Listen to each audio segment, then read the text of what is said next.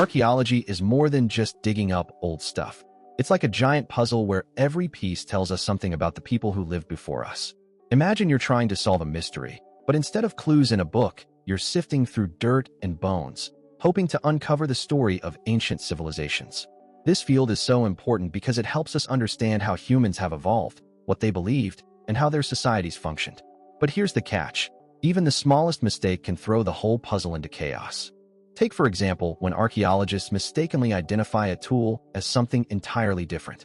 A single misclassified artifact can lead to wrong conclusions about technology, culture, or even trade routes of an ancient society. It's like if you thought a recipe was for chocolate cake, but it was actually for banana bread. You're going to end up with the wrong taste and a very confused group of people. The power of archaeology lies in its ability to rewrite history. Think about how we've learned so much about the Indus Valley Civilization or the Maya through their ruins and artifacts. But just as any science, it's also prone to errors. Whether it's due to faulty translations, misinterpretations of symbols, or even natural disasters that mix up layers of time, archaeology is a delicate dance between discovery and error. In fact, some of the biggest archaeological fails have come from over-enthusiastic interpretations. There was that time when someone thought they found evidence of ancient aliens in the pyramids of Giza. Turns out it was just a fancy way of saying, we don't know yet. These mistakes remind us that while archaeology gives us glimpses into our past, we have to be careful not to jump to conclusions. After all, history is full of surprises, and sometimes those surprises come in the form of our own misunderstandings. So as we dive deeper into this video, keep in mind that every archaeological find has a story, and some stories are just wrong. But don't worry, we'll explore these missteps with humor, curiosity, and a dash of caution because history is best understood when you know both the facts and the funny stuff. Imagine being handed a puzzle that looks like a jumble of symbols and no one can figure out what it means. That's exactly what happened with the Rosetta Stone when it was first discovered in 1799. Scholars at the time were so baffled by the ancient Egyptian hieroglyphics that they thought the stone was just some decorative rock or a random piece of history, not a key to unlocking an entire civilization. It was like trying to read a book written in a language you've never seen before and assuming it's just gibberish. The Rosetta Stone wasn't even recognized as important until decades after its discovery. You see, it had 3 scripts: hieroglyphics, Demotic script, and ancient Greek. At the time, scholars knew how to read Greek, but they didn't understand the other 2 languages. They assumed that because the hieroglyphics looked so different from Greek, they were just symbols for sounds instead of actual words. This misunderstanding led them down a wild goose chase of trying to decode it, as if it was some kind of ancient emoji dictionary. It wasn't until a French scholar named Jean-François Champollion came along that the Rosetta Stone really started making sense. He had this brilliant idea. If he could figure out what the Greek words meant, he could match them with the hieroglyphics and Demotic script. It was like solving a mystery where every clue led to another, and eventually, he cracked the code. But it took years of painstaking work, and he had to basically become a walking encyclopedia of ancient Egypt to get there. So what's the takeaway here? Sometimes the biggest breakthroughs in history come from the most unexpected places. The Rosetta Stone was initially dismissed as just another rock, but with the right mind and a bit of luck, it became one of the most important tools for understanding our past. It's a reminder that even when things seem impossible, there's always a way to unlock them if you're willing to keep digging. And let's be honest, sometimes history is like a game of telephone, where everyone mishears something and passes it along until it gets completely wrong. The Rosetta Stone was no different. Scholars thought they had the whole picture, but in reality, they were just scratching the surface. But thanks to Champollion and his dedication, we now have a clearer view into the world of ancient Egypt, one that would have been impossible without that one misinterpreted stone. Imagine stumbling upon what looks like an ancient clay jar with some metal bits inside, discovered in the dusty ruins of Mesopotamia, specifically near modern-day Baghdad.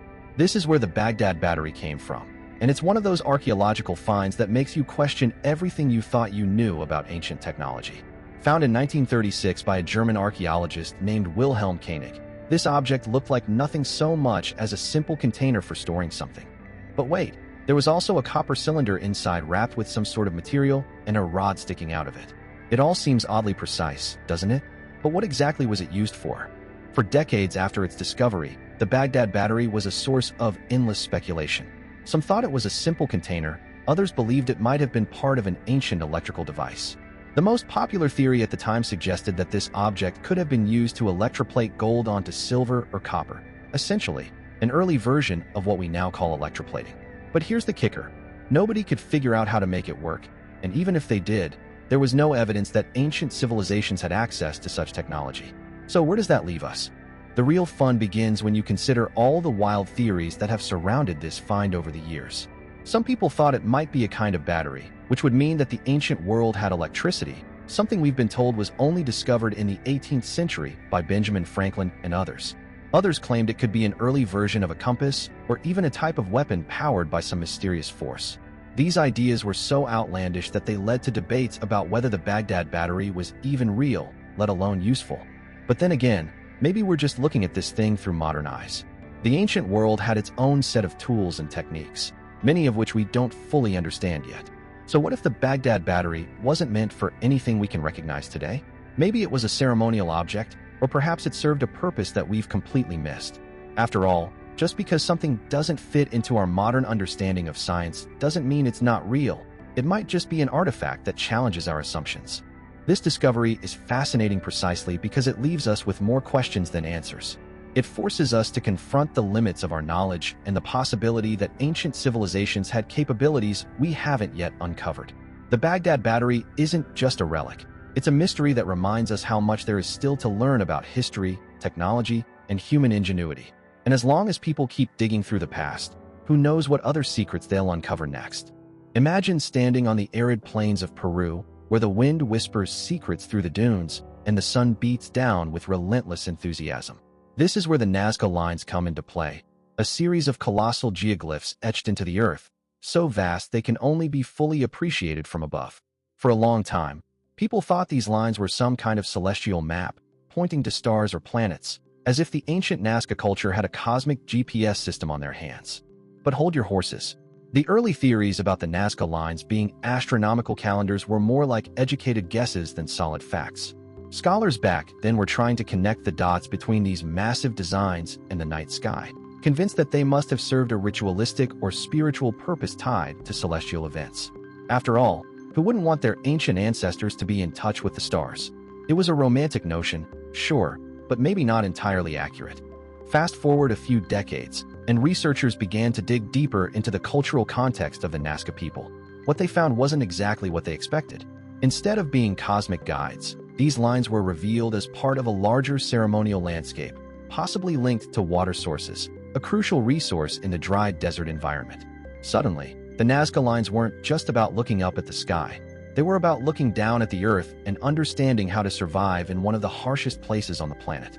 Now, here's where things get even more interesting. Some experts argue that these geoglyphs might have been used for ritualistic purposes, like marking sacred spaces or serving as pathways for processions during religious festivals. It's not just about the lines themselves, but how they fit into a broader narrative of spiritual and social significance.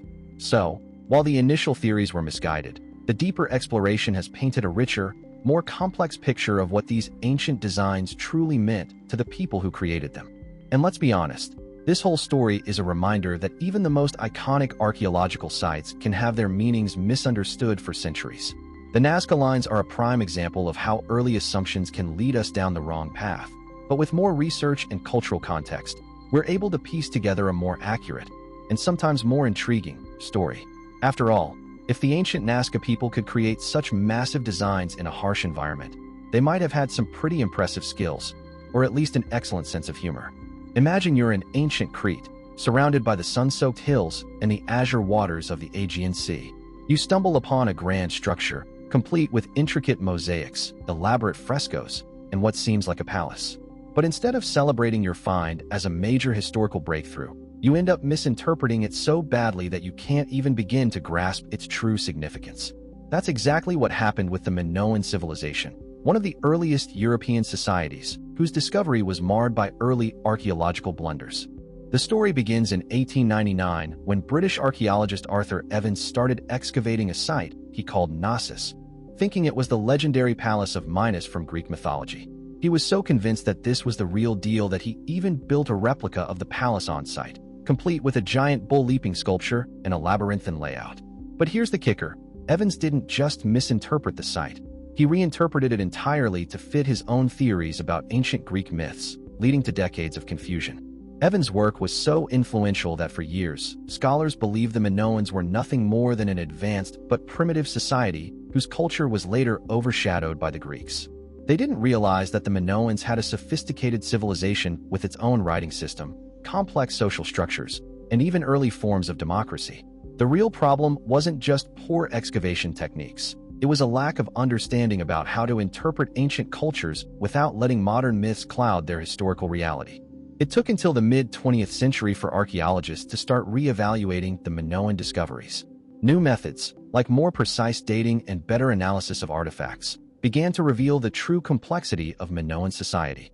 They found evidence of trade networks stretching across the Mediterranean, advanced engineering techniques in their buildings, and even a form of writing that would later influence Linear B, something that had been completely overlooked during Evans' time. So what's the lesson here? It's not just about how we excavate sites, but also how we interpret them. The Minoans were a civilization with so much to offer, yet their achievements were buried under layers of myth and misinterpretation for decades. Their story is a reminder that history isn't always as it seems, and sometimes the biggest discoveries are the ones that take the longest to fully understand.